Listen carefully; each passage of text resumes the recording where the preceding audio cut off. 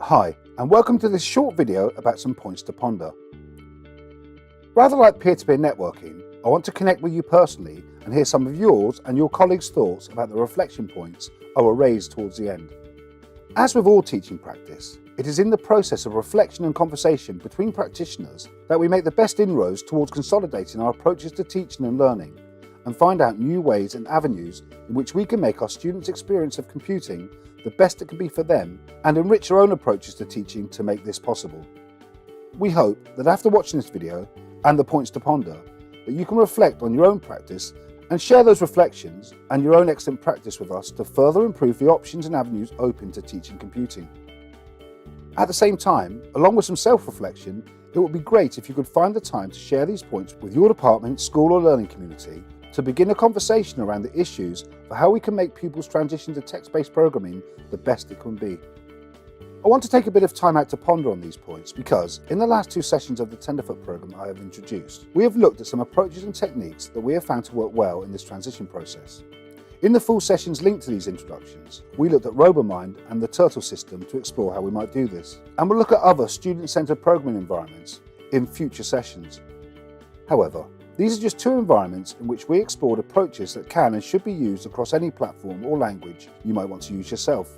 And as the sessions make clear, wherever we find code, the approaches explored can be used to make an impact on pupils' learning and our own approaches to teaching. Rather than specific software, the sessions are all about exploring the different ways we can help children to walk before they run and help them overcome those potential barriers they may come up against when making this transition to text-based programming.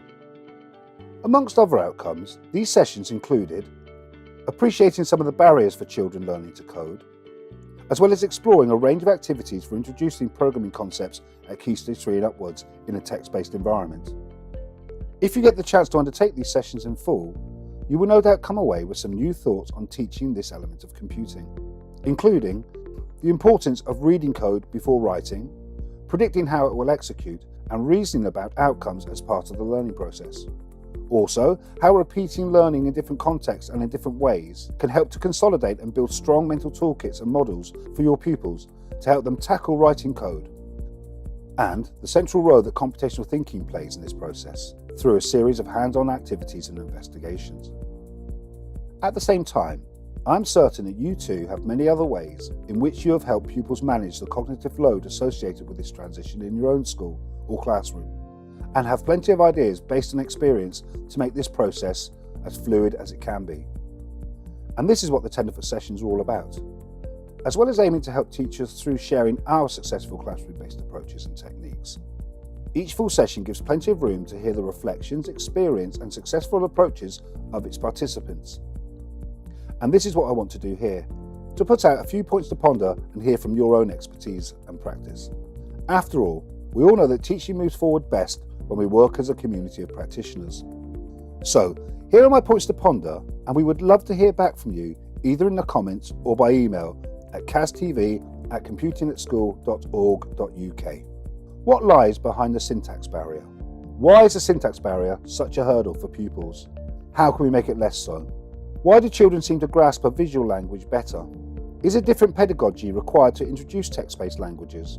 And can you suggest other helpful tools found in different languages and programming environments?